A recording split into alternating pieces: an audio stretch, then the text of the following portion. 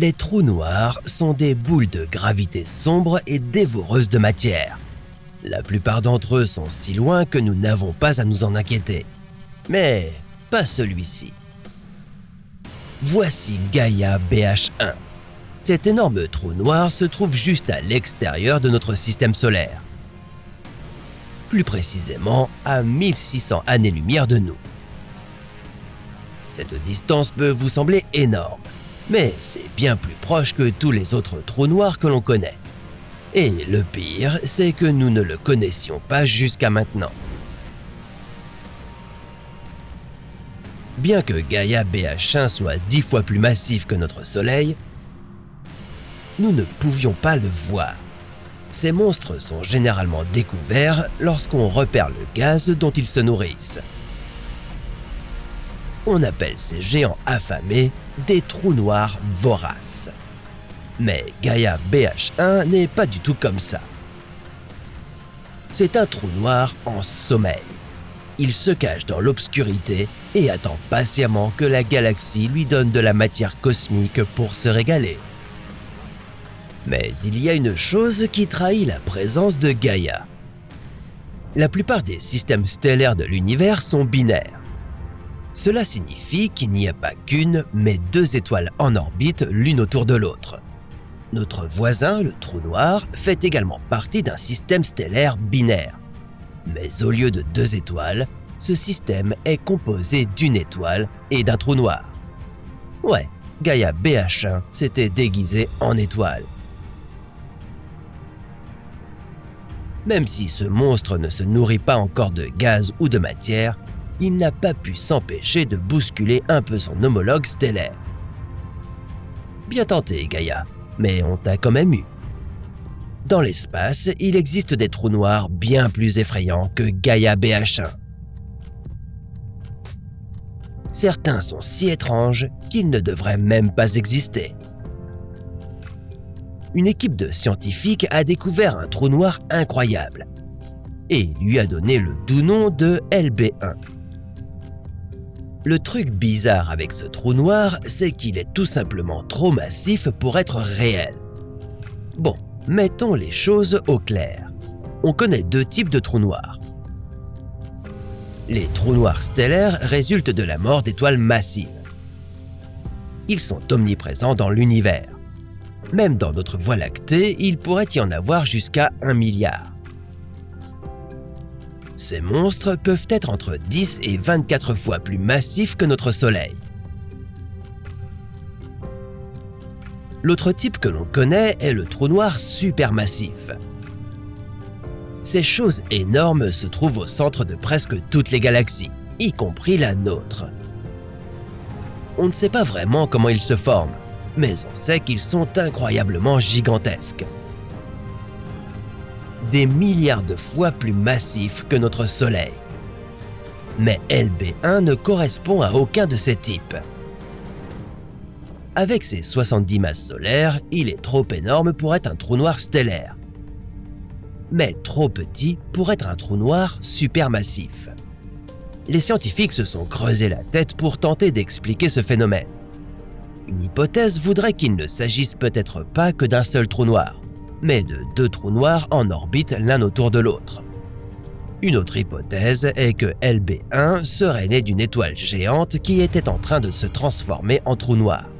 La réponse est en fait plus simple qu'on ne le pensait. LB1 n'est pas du tout un trou noir. Il s'agit d'une illusion d'optique causée par deux étoiles rares en orbite l'une autour de l'autre. C'est un système stellaire unique à observer. Mais lorsque les scientifiques ont déclaré avoir découvert un trou noir improbable, c'était une erreur.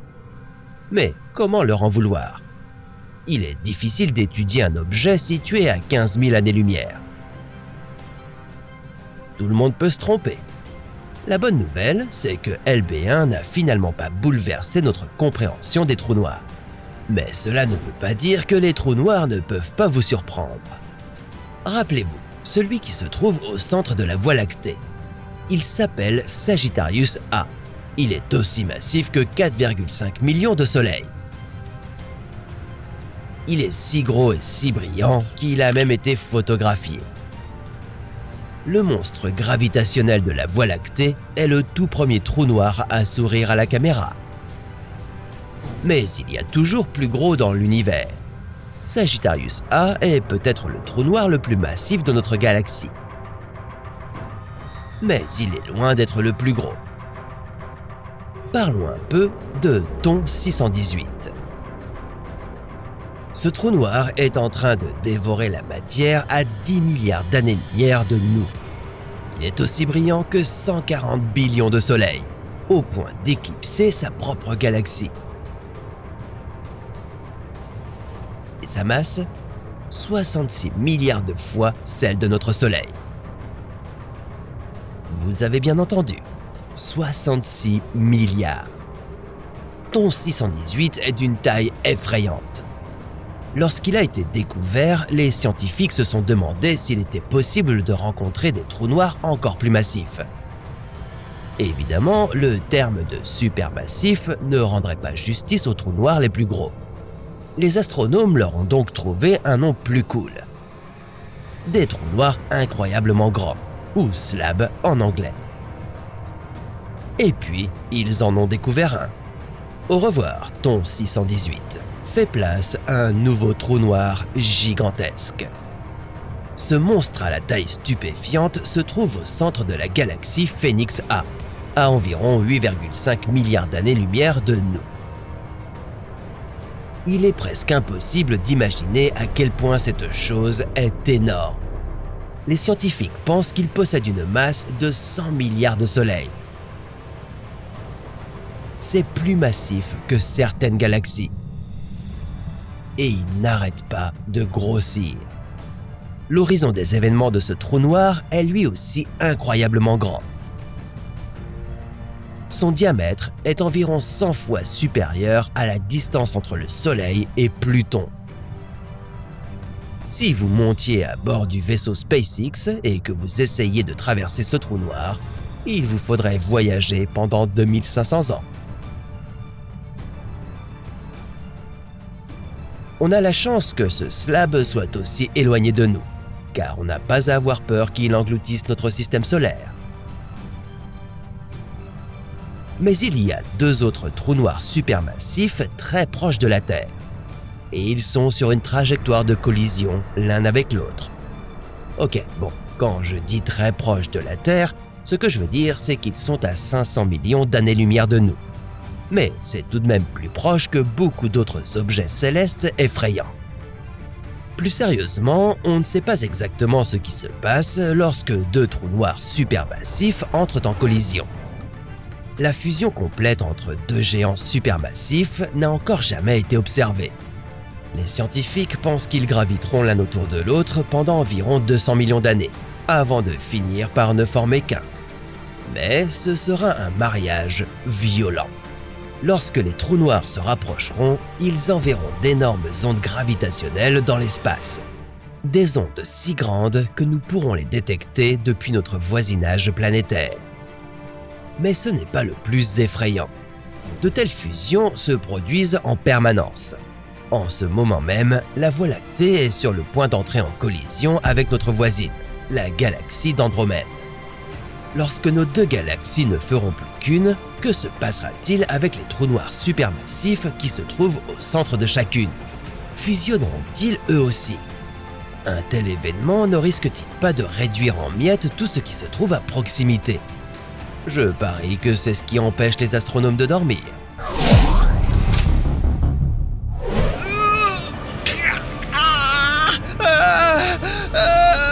Je suis pas sûr qu'il soit censé s'étirer comme ça.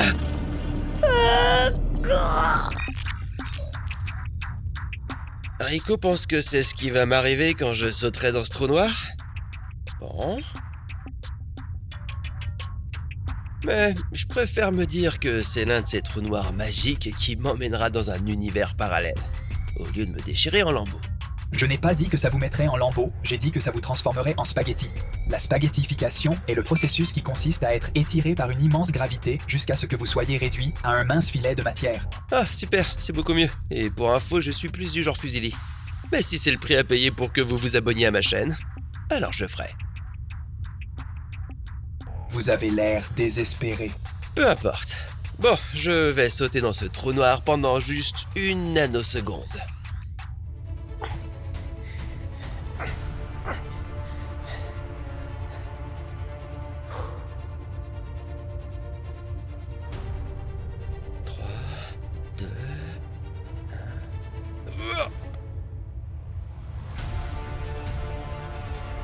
Est-ce que je peux voyager dans un univers parallèle avant d'en ressortir? Vous n'avez jamais rien dit sur le fait d'en ressortir. C'est impossible. Quoi? La gravité du trou noir est si intense qu'aucune force n'est capable de vous en sortir. Rico! Vous serez piégé, vous dirigeant tout droit vers le centre. Oh, allez! Oh non! Oh non! Je me sens pas très bien là! Vous commencez à vous déplacer au ralenti, même si le temps vous semble encore normal. Ne célébrez pas trop vite.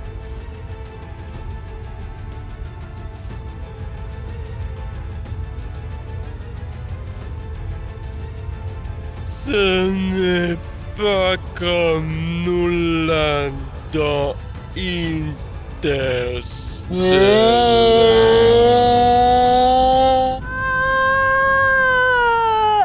Hein?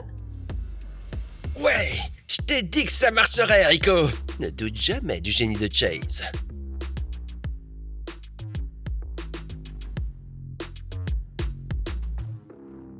Comme je le pensais, ce trou noir est en fait un tunnel à travers l'espace-temps. Ou un trou de verre, comme les scientifiques l'appellent. Et l'autre extrémité m'a plongé dans un univers parallèle au lieu de m'écraser, comme Rico avait dit. Je suis un génie. Hein?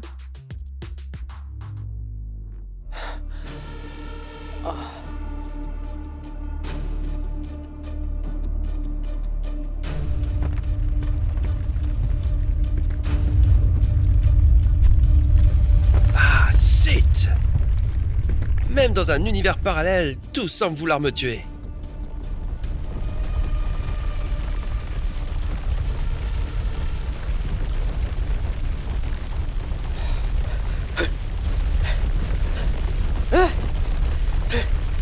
Ce n'est pas l'univers dans lequel vous survivez à la fin de chaque épisode. Mais quoi? Tu veux dire ça existe? Non, ce n'est pas ce que je voulais dire. Ah, mais bien sûr, pourquoi n'y ai-je pas pensé avant? Théoriquement, il existe d'innombrables univers parallèles où tous les scénarios possibles de chaque événement se déroulent. Donc tout ce que j'ai à faire, c'est de continuer à sauter d'un univers à l'autre jusqu'à ce que j'en trouve un où je ne meurs pas à la fin de chaque épisode. On entre là dans de la pure spéculation. Ça ne peut pas être aussi simple que ça. Regarde-moi bien, Rico.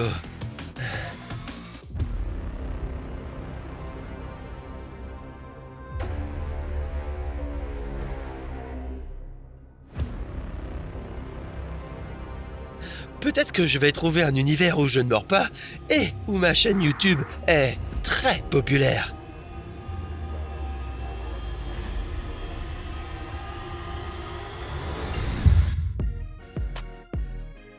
Bon, ça a l'air mieux.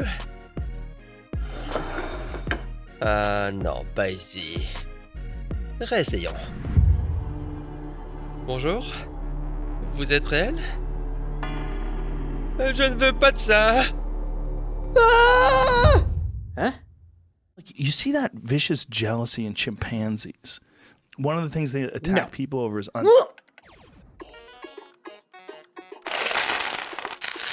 Ok, c'est très bizarre.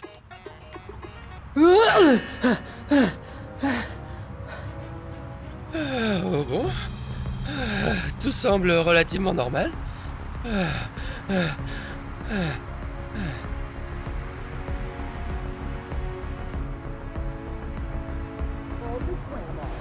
I'm gonna bust into this hospital and steal all the wheels. That was a sick way. Yo, what up? It's your boy Chase, still kicking. Yo ho ho ho, quoi de neuf? C'est Chase, encore et toujours. Well, I'm gonna set up 400 mannequins, and we're gonna see. Oh mon Dieu. Gonna be Rico, me. regarde. Chase, bro. C'est moi. Oh. So, like, we doing this Oh. where I'm Je in ressemble à setup, ça? 400 Oui, men. tout à fait. Sauf qu'il a 5% de graisse corporelle en moins, 13% de traits du visage plus symétriques. Ok, merci. C'est bon, merci, très utile. Qu'est-ce qui se passe?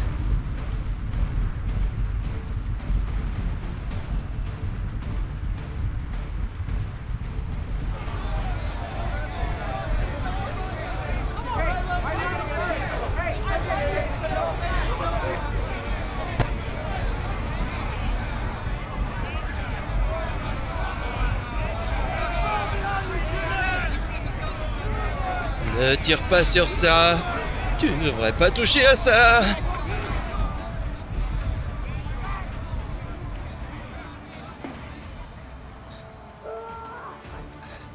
C'est quoi ces trucs? Des abonnés. Hein? Il en a 500 millions. Quoi?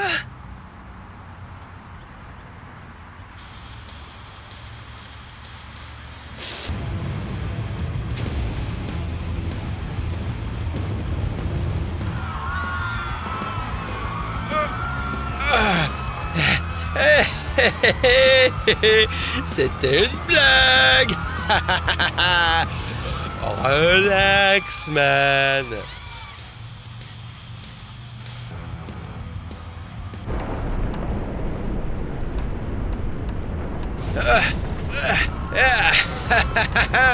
Je plaisante, c'est une blague, les gars. Pourquoi tout le monde s'énerve?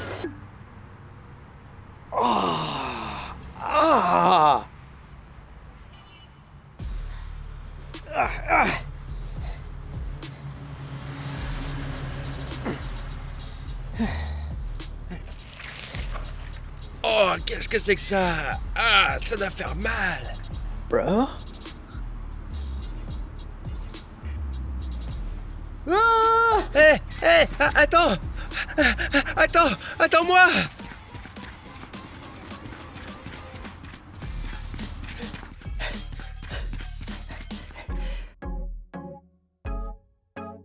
So Rico said, you can't jump into a black hole. And I was like, Listen up, Rico boy. Chase here can definitely jump into this black hole. so that's what I did. I jumped in and spaghettified, well, fusilli, myself all the way here. Et à un moment, j'étais sur un plateau télé et on me forçait à manger des hot dogs. Et maintenant je suis là. Donc, peu importe à quel point ton matos est cool ou ta technologie de pointe, tu finis toujours par mordre la poussière à la fin de chaque épisode. C'est tout ce que t'as retenu? Ah oui, je sais, c'est nul, mais... Non, frère, c'est épique!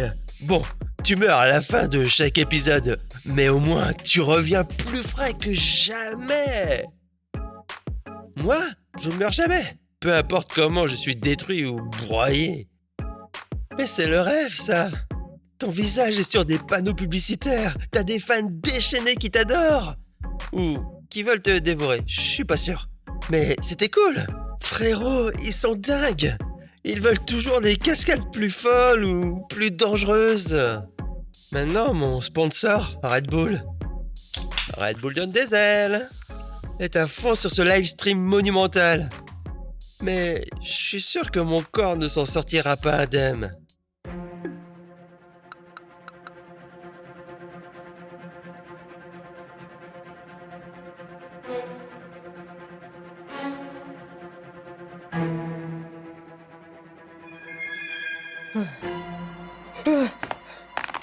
Mec.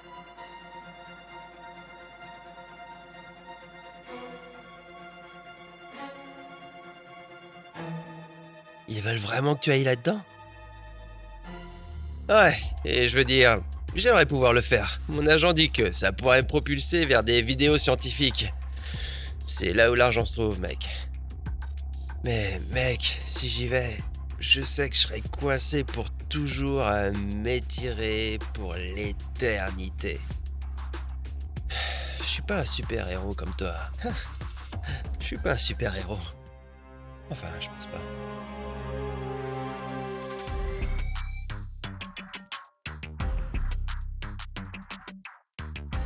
J'ai une idée. Je vais me mettre à ta place. Quoi?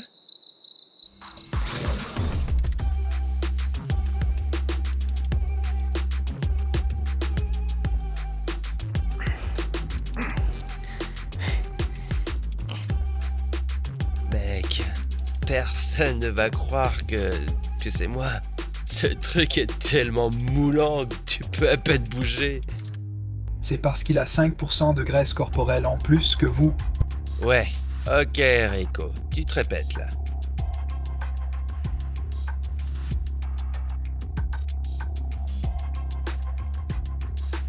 Attends, tu as construit ce vaisseau spatial? Ouais mec, pourquoi?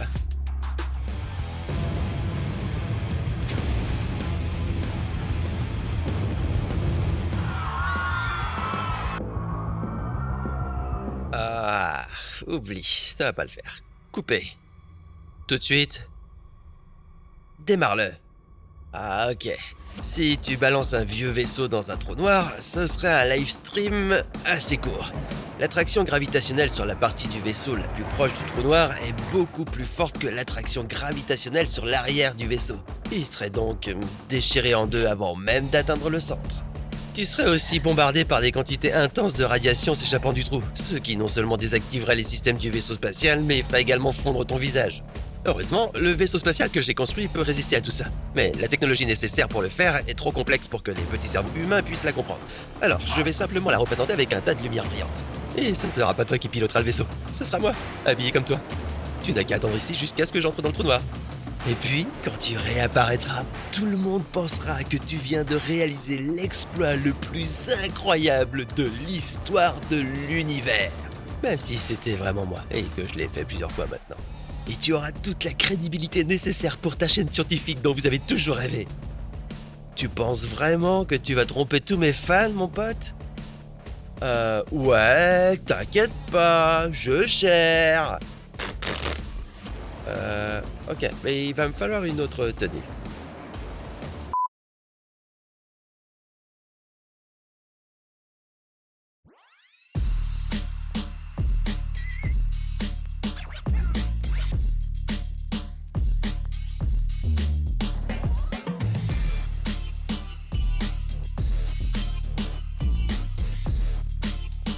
Yo, c'est Chase, toujours en vie. Oh,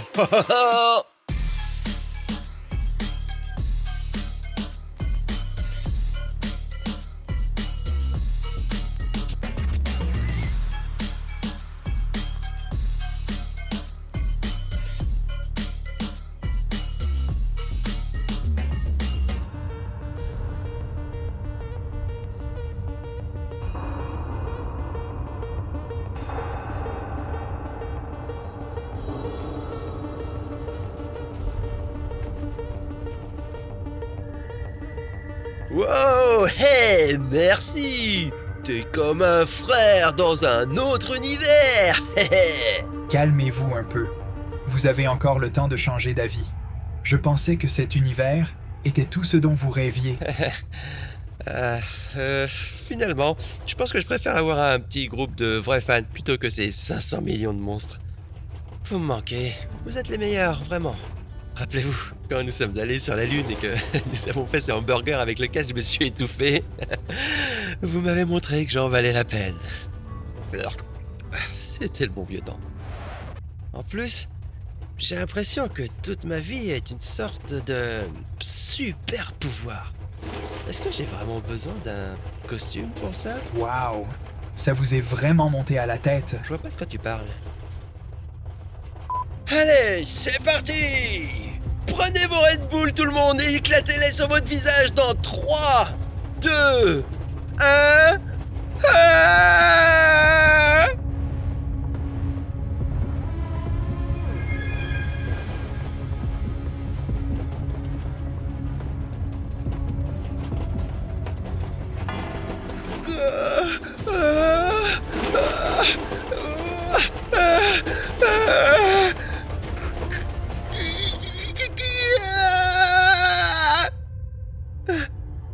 Ça marchait? Où est l'autre Chase?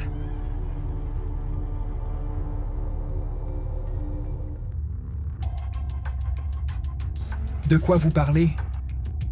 L'autre chase, le live stream, la télé... Tu te souviens de rien? Non. Dès que vous êtes entré dans le trou noir, vous avez été immédiatement spaghettifié à mort. Et maintenant, vous êtes ici. Non, c'est impossible que tout ça ait été dans ma tête. Allez Rico, vérifie tes disques durs. On a voyagé dans plusieurs univers très différents. On a sauté dans environ 5 trous noirs. Voyager dans un univers parallèle à travers un trou noir est quasiment impossible. Même si c'était faisable, les chances de survivre après l'horizon des événements sont très faibles. Mais pas impossible pour quelqu'un avec des super pouvoirs.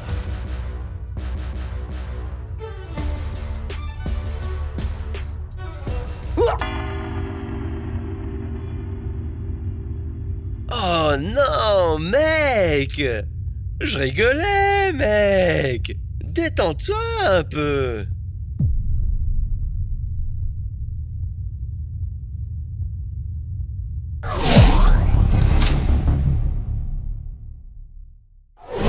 Un trou noir arrive droit sur la Terre. Nous pourrions attendre qu'il nous engloutisse, mais nous allons plutôt tenter de le détruire. Nous lancerons tout ce que nous avons sur ce trou noir. Des armes nucléaires aux technologies de pointe auxquelles nous n'avons même pas encore accès. Peut-être même essaierons-nous de lui jeter un trou blanc. Est-il même possible de détruire un trou noir? Vous savez quoi? Finis les questions. Nous avons une mission sérieuse à accomplir. Si nous ne la faisons pas, l'humanité disparaîtra. Voici et si.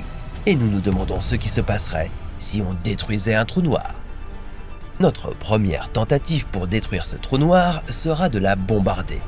Nous allons rassembler toutes les armes nucléaires de la planète et les envoyer sur ce trou noir qui fonce droit vers nous. Cela libérera de l'énergie équivalente à environ 425 000 fois celle des bombes atomiques de la Seconde Guerre mondiale. Nous savons que l'explosion destructrice d'une bombe nucléaire décime tout sur son passage. Toutes ces armes nucléaires devraient donc faire l'affaire, pas vrai? Eh bien, pas si vite. Les trous noirs sont complexes. Leur spécialité, c'est de tout dévorer. Comme une sorte de géant de l'espace affamé, ils avalent toute la matière et l'énergie qui passent à leur portée cosmique. Mais essayons quand même de lancer nos armes nucléaires. Lorsqu'elles pénètrent dans le trou noir, vous êtes prêts à entendre l'explosion massive qui détruira ce monstre de l'espace. Mais, au lieu de cela, le trou noir engloutit nos armes nucléaires tel un goûter. Et il est maintenant encore plus massif. Super. Comme on dit, ce qui ne tue pas un trou noir le rend plus fort. Ou quelque chose comme ça. Les balles, les lasers et les super armes gigantesques ne fonctionneront pas non plus. L'humanité est-elle condamnée à être avalée par ce trou noir? Hors de question. Vous n'allez pas laisser la race humaine s'éteindre. Mais il nous faut clairement une approche plus astucieuse. Une avec des trous noirs artificiels, des trous blancs, ou même une machine à remonter le temps. Mais avant d'en arriver là, découvrons les bases. Comme le disait Sun Tzu, connais ton ennemi. Alors, qu'est-ce qui fait fonctionner un trou noir? Les trous noirs sont ces zones extrêmement denses de l'espace, si denses et puissantes gravitationnellement que même la lumière ne peut s'en échapper. Et on estime que notre galaxie, la Voie lactée, en compte 100 millions. Un trou noir peut se former de deux façons. L'une d'entre elles est lorsqu'un nuage de gaz s'effondre. Ces types de trous noirs peuvent être énormes, 1000 à 100 000 fois la masse de notre Soleil. Il y a une deuxième façon. Les trous noirs de masse stellaire se forment lorsqu'une étoile massive explose et meurt, laissant derrière elle un noyau très dense, le fameux trou noir. Ceux-ci sont plus petits, avec une masse quelquefois celle de notre Soleil. Alors, que se passe-t-il lorsque nous nous rapprochons un peu? Eh bien, lorsque vous approchez l'embouchure d'un trou noir, vous atteignez une frontière appelée horizon des événements. Une fois franchi, vous avez dépassé le point de non-retour. L'attraction gravitationnelle est tout simplement trop forte. Comme je viens de dire, même la lumière ne peut pas s'échapper. Et si vous tombiez dedans, les pieds en premier, vous seriez étiré et compressé simultanément par la gravité et la pression extrême. Le terme officiel pour ce qui vous arriverait est spaghettification. Et non, désolé, ça n'a rien à voir avec des boulettes de viande accompagnées d'une bonne sauce bolognaise. Ce qui est vraiment terrifiant, c'est que les trous noirs ne cessent de grossir en avalant plus de matière. Et maintenant, on dirait que la Terre et l'humanité tout entière sont au menu. Oh, et dernière chose à savoir sur les trous noirs. Comme beaucoup d'autres objets de notre univers, ils possèdent un moment angulaire. En d'autres termes, ils tournent. Et ils ont une charge qui leur est propre. Ces propriétés doivent s'aligner correctement avec leur masse pour qu'ils continuent d'exister. C'est un peu comme courir un marathon. Votre température corporelle et votre tension artérielle doivent rester dans une zone précise pour que vous puissiez continuer à courir. Si vous surchauffez, vous risquez de vous évanouir et de tomber.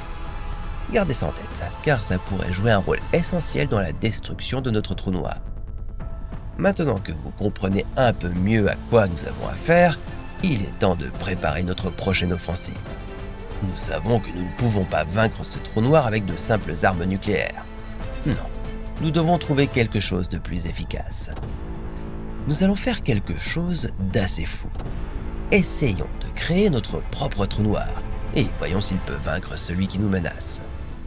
Mais comment faire ? La première étape consiste à fabriquer notre propre trou noir à partir d'antimatière. L'antimatière, c'est comme la matière, mais avec toutes les propriétés opposées.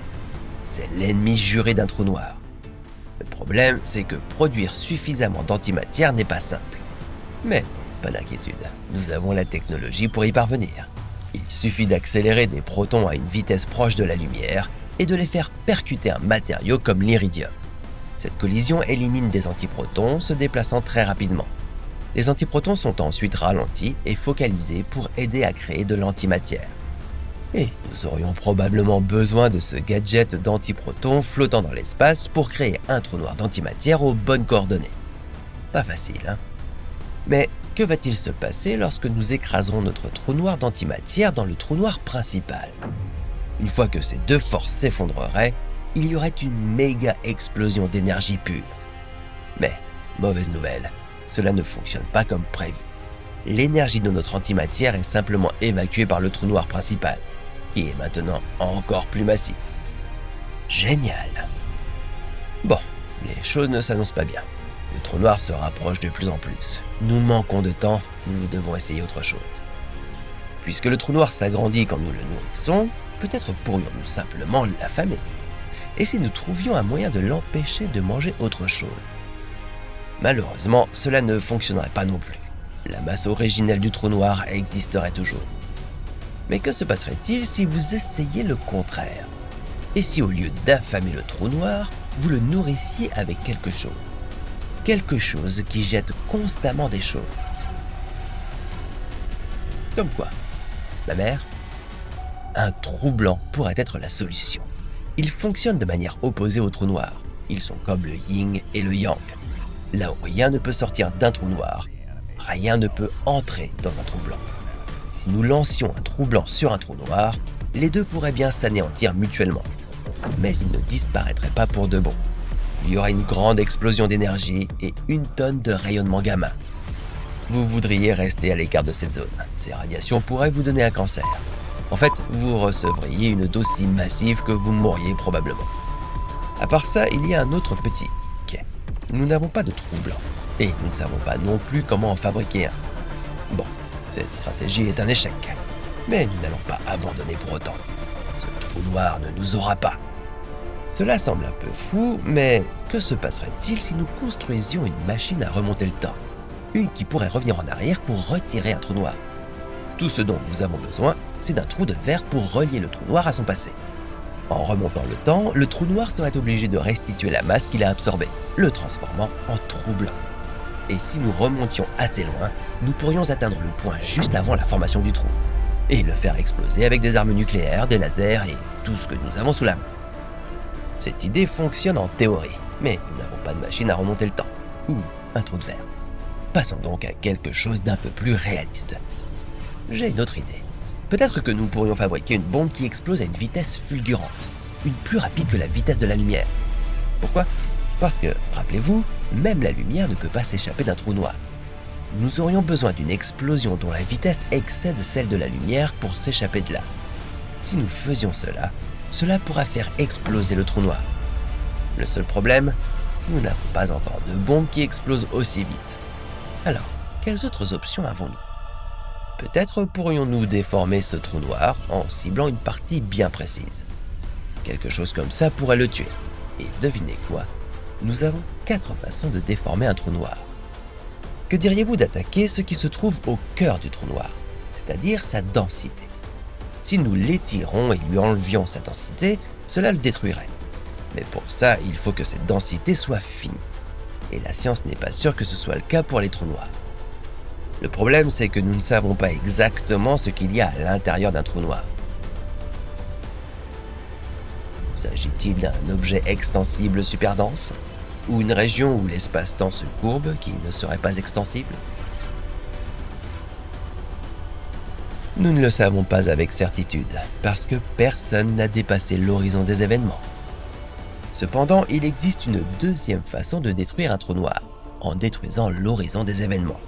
Sans cet horizon, il n'y a rien dans lequel les objets peuvent tomber. Une façon de le détruire serait d'y percer un trou. Si nous arrivions à fissurer la frontière à l'horizon des événements, la masse du trou noir pourrait commencer à s'échapper. Et sans masse, le trou noir n'existerait plus.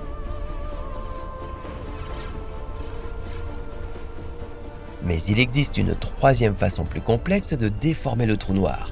Et cela a à voir avec certaines des forces qui maintiennent le trou noir en activité.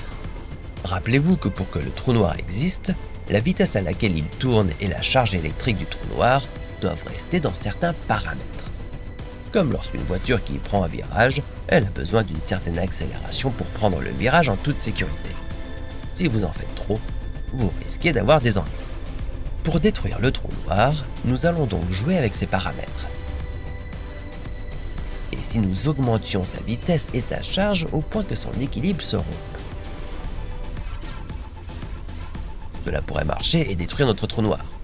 Ou détruire notre univers. Tentons autre chose. Pourrions-nous simplement ralentir la rotation du trou noir ?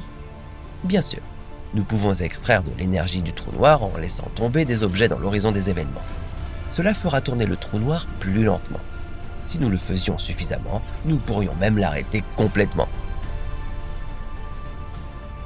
Cependant, cela ne ferait pas disparaître, cela le ralentirait simplement. Bon, il y a une dernière option, la patience.